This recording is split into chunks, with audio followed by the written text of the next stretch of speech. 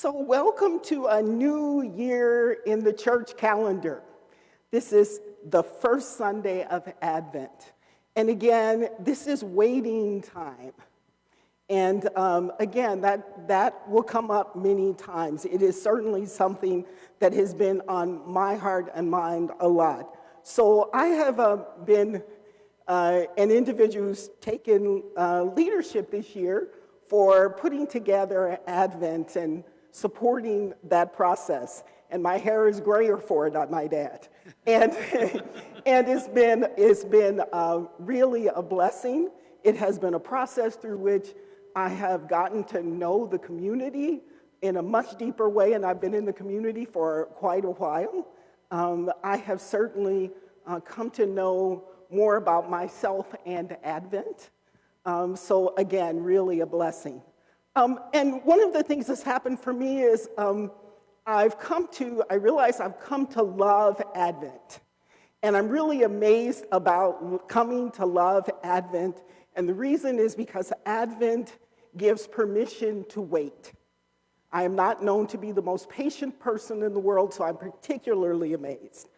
But Advent gives permission to wait, to transition with intention through this time on the calendar that is marked clearly. It has a beginning, and it gives permission to wait.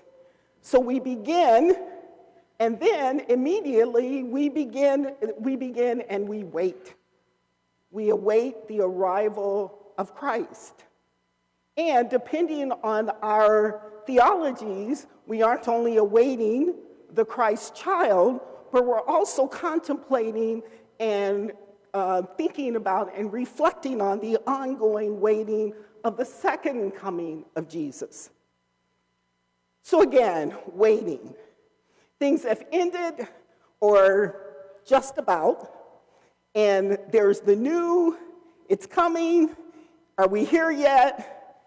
Transition, waiting. So Advent places us in what is often called liminal space. And that word gets used a lot about doorways and thresholds and places to reflect, between endings and beginnings.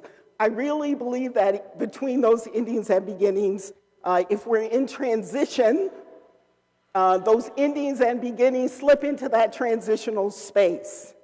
So Advent rituals during this time support intentional spiritual contemplation, this wait time, candles, and themes like hope today, intentional themes to reflect on, bringing our senses into the process through smells and sights and sounds, depending on how we are and who we are in our bodies. All of that stirred as, again, we await Christ and contemplate the embodied love of God, the divine, and our churches and our own and our communities' ongoing place in that story of love. And let me say that again.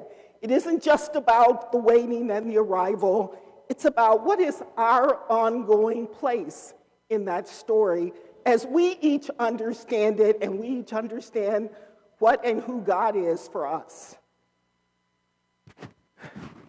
So Reverend Kathy and I have been having interesting conversations about this in terms of examples of this start and wait already dynamic that Advent offers. And one of the first ones, or one of the ones that came up, and Reverend Kathy is my partner, so that we talk a lot about things because we both do this work. So one of the things that first came up was fishing. Because we both have spent a fair amount of time fishing. And so fishing, there's that process of you prepare, you start, and then you wait. You wait. So that is a part of fishing. And things happen, and so you wait, right? So we talked about pregnancy. And of course we thought about Mary and Joseph and Jesus. And I certainly reflected on, I am a person who has been pregnant. And I thought about that process of you begin and then you wait. And that what that process was. And we talked about planting and witnessing seed development and what that process is. A lot of it's in the dark. A lot of it's completely unseen. But this process of we started, now we're going to wait. And what does that mean? So waiting is not passive. So one of the things about waiting is often it gets talked about as, I'm just waiting, I'm not moving, nothing's happening. And yet waiting is not passive. Even if we rest, which can be a really good thing, even if we rest, whether we're watching and listening, as we understand it very actively, in our sleep, we are actually not passive. We're engaged in being. There are endings and transitions present. There are beginnings occurring. And this morning in spiritual engagement, we had a brief time where we talked about beginnings. What's this thing about beginning again and again and again? So for this Advent season, we've teamed with a Sanctified Art for our worship design, and our Advent theme is Words for the Beginning, Advent reminders of new seasons. And to help us ground, a Sanctified Art proclaims that there are these things they call simple truths. Simple truths. And these are words of truth by which we might be buoyed or uplifted during endings and transitions, and in particular, they pay attention to beginnings. So, simple truths. So as we wait for the arrival of Christ, awaiting the birthing that is also maybe going on inside us, in our communities, wondering what's going on that's being birthed in our nations and in our world, and what arises for us as we're thinking maybe and feeling about our own needs and the needs of our communities. All of that is going on. And so I want to acknowledge that as we think about waiting and feel about waiting, we also are living in particularly troubling times for many of us. And we may be feeling we're really in need of support to steady us and to help us remember, as we often say here, and I think Reverend Dwayne, probably you say it as much as anybody, who and whose we are. To help us remember hope and purpose and courage, individually and in community, and through this Advent process, we could reaffirm that. So we might be really, really deeply reminded that we are loved and lovable. That we are loved and lovable as we take action in support of ourselves and each other in our communities at this time. So this first truth in this Advent series that I want to talk about for a few minutes today is you are a blessing. You are a blessing. Yes, and I want to invite you to let that just kind of go around you and sink in and maybe hang over your head and be under your feet or wherever it might be. You are a blessing. We're invited, we're called to that simple truth. It's not simple because it's minor or it's unimportant. It's simple because it just is. Like the sun rising in the eastern sky. The Creator, in abundant, unfathomable love, created us, blesses us, makes us a blessing, and from that knowledge, our inherent blessedness is simple truth. Simple truth. And that is not what we hear a lot in the world, but it is simple truth. And so We're encouraged to take it in, to know it, to embrace it, to give it a heck of a hug, and to accept it, and to know our blessedness.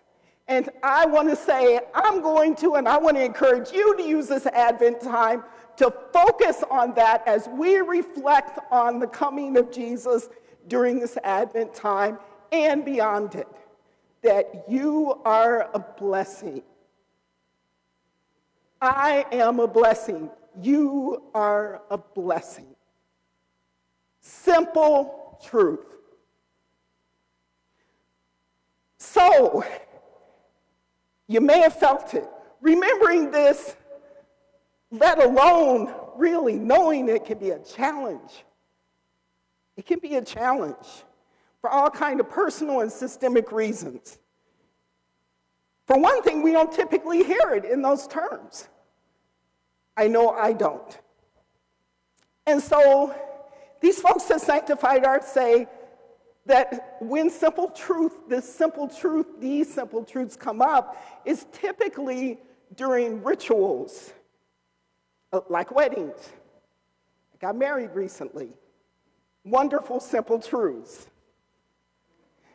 Awesome. And it was in my body and trying to take them into our lives daily. But they tend to come up during rituals. There are also things we may say lovingly to children, little ones, things that we say about children.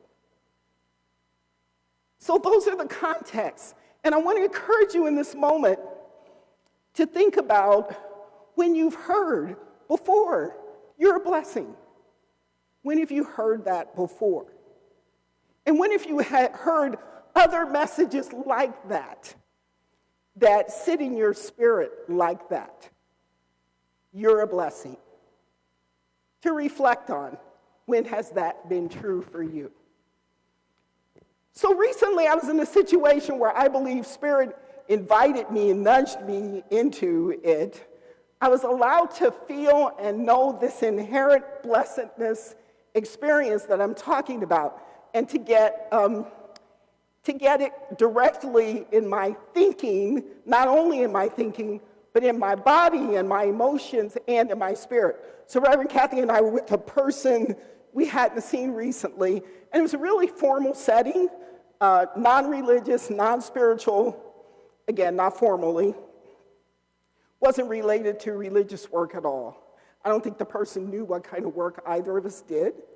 And with this question, how have you been? This person began to speak about having had a child since we last saw her.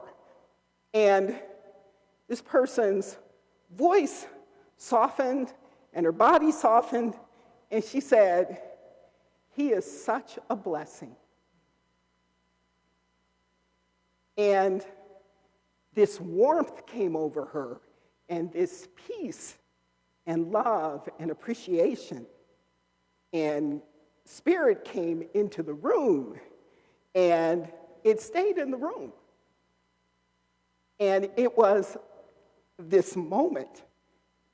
And I want to say, as she spoke, I thought about my son and realized, for all the preparation I had done on this "You Are a Blessing," I hadn't realized that I had expressed those words to my son in this realm many times. My son passed many Advents ago. It's been 9 years. And I still have grief, and I still say of and to my son, "You are a blessing in so many ways." And so I know that Spirit nudged me to go to this place I went to hear this, because I got up and said, "No, I don't think I'll go do that thing with you today. I got all these other things to do." And I kept getting a nudge, "You need to go." And I finally said, "I keep getting a nudge. I'll go with you." Well, that was Spirit working. Do you have those experiences where Spirit works and it's just like, go? Okay, I listened. I have to say I don't always listen That time I did. So this thing about he is a blessing, talking about this child very much matched what is being said about these simple truths.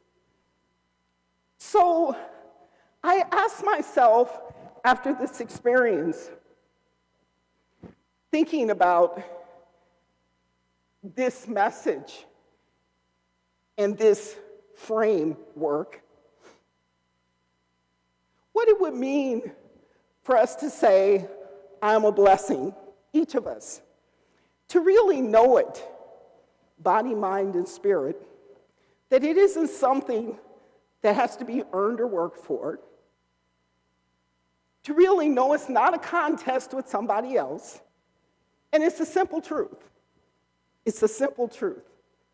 What hope and courage and agency might begin to arise in us, in each of us, if we really believed and embodied, I'm a blessing. If that really happened, I'm a blessing. Today, I'm a blessing. And so I want to say again, I believe this would be transformational. And this is one of those places I'm talking to myself and I'm talking to you and talking with you, and I want to invite you to consider that. This idea, this thought that we are so loved by God, by the divine, by the Creator. What do you call God? What do you call God as you understand God? That we are so loved that God came to dwell with us, to be with us here in this realm, in the body, embodied. Right here with us. I am a blessing, you are a blessing. And so I want to invite you just for a moment. You can put your hand on your chest. You can put your hands in your lap. You can put your one hand on your chest and one hand on your diaphragm. And I want to invite you to try on as you wish. Don't have to. I am a blessing. Just want you to try it a few times. It's just for you. However you want to do it. I am a blessing. And to just feel that in relationship to God as you know God, the God that you know. I am a blessing. However that shows up for you.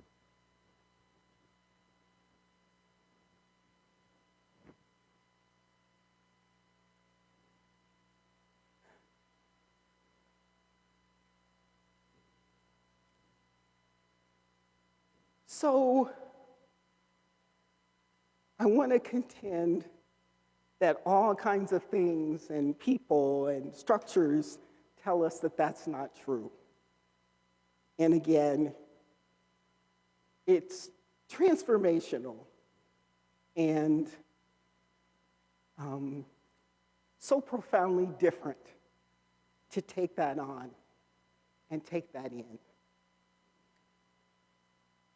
So, in these times of trouble, I also want to say that this message is not meant to minimize how the world is. It's not a minimizer of pain and fear and worries and struggles that many of us feel arising around us and in the world, and the rhetoric of hate and pain and more planned pain that has traction in the world that has come up, for instance, around elections, not only here, but around the world, that feel so far removed from blessedness are with us. So much suffering. And so I want to say that there are days, there are days and times when we may not feel like hearing about hope and uplift. So I want to name that because I'm sure that it's important that I acknowledge that God made all of me. And so there are times when I'm not there. And there are times we need to lament and be angry and fret about how things are. And during those times, having somebody to sit beside us and be with us and or hold us, along with working on systems that create change, is incredibly important. So I'm at the both and. Is really important, so I want to name that. And that leads to the impact of knowing that we are a blessing has on being in relationship with others.